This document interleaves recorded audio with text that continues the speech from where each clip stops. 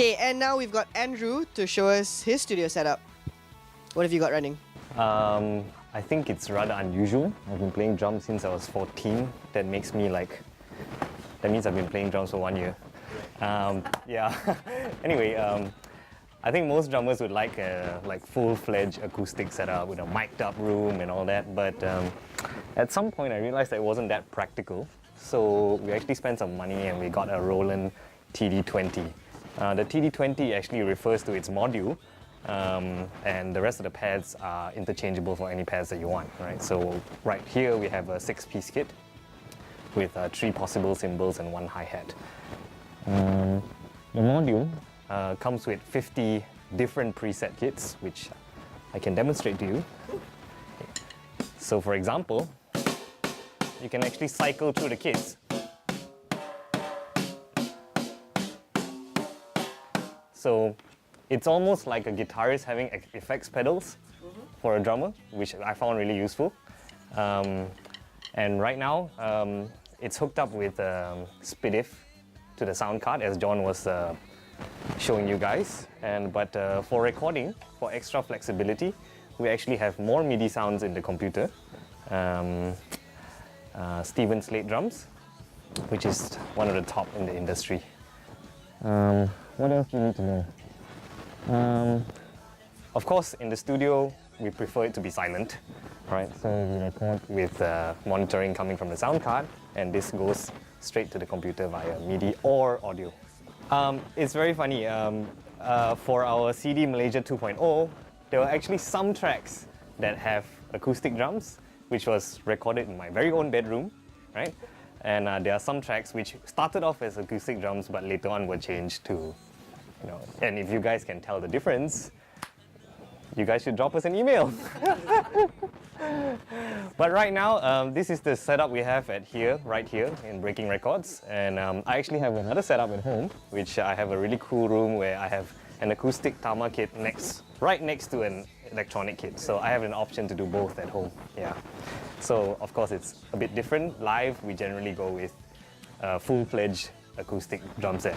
Full-on bombast, right? Yeah, so I guess that's it for the studio setup.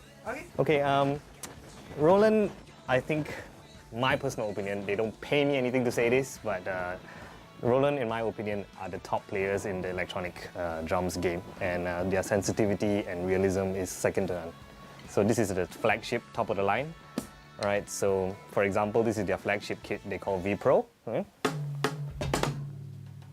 You can see that the sensitivity is very...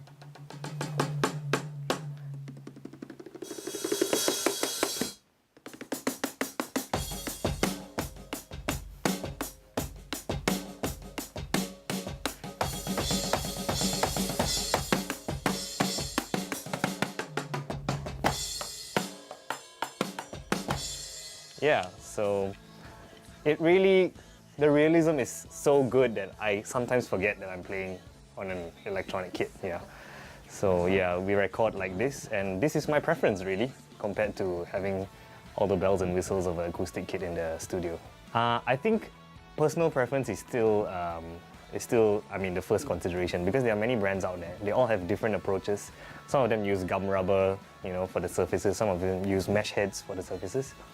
And my personal opinion is, Roland doesn't fall too far away from the tree when it comes to, if you close your eyes, with a pair of good headphones. I think it gets pretty close. And I think it's just, I think a lot of drummers fail to sidestep it. They look at the kit and they go, oh, this is not real. But I think if you try to stay objective and you close your eyes, I think it gets pretty close to, the real thing. Of course, nothing is like the real thing, but yeah, it's just slightly different with a whole lot more effects and bells and whistles here, which for you to use in the studio. Yeah, I think that's about it for the studio setup. Cool, now show us what you use live. Okay. Show us your cool electronics. Okay, live, generally speaking, for most shows we use, as I said, a full-on, a big drum set, right? And but for certain shows, it isn't possible to have the big drum set on stage. Yeah, so we ended up acquiring something really interesting. It's It's called the Machine Micro. It's basically a 16-pad MIDI sampling, which is velocity sensitive. It comes with 6 gigabytes of existing sounds, right, in there, and you can use it to sample your own sounds as well. So I will give you an example of how it can be used. We'll pull up the classic 808.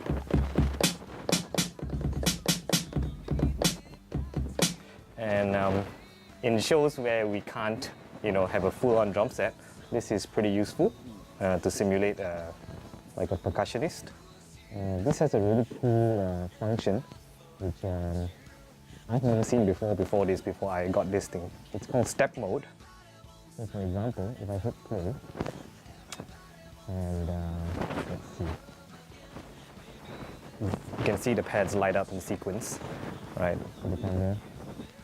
So what actually happens is it symbolizes 16th notes, so you can just,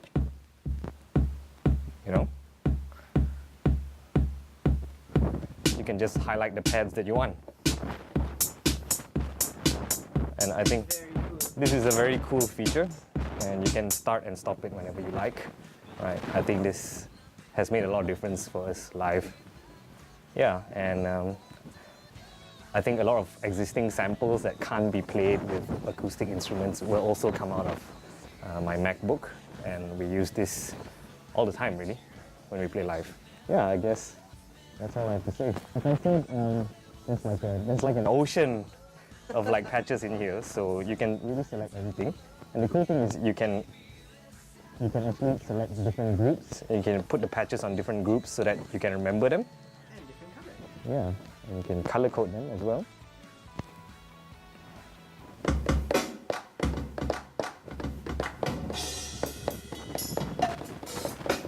Yeah, so although I rarely get past using 2 patches, yeah, but there's like an ocean here. So it gives us a whole palette of electronic sounds as well, and it also functions as a keyboard if you really want it to be used as a keyboard. Yeah, so I can try to show you.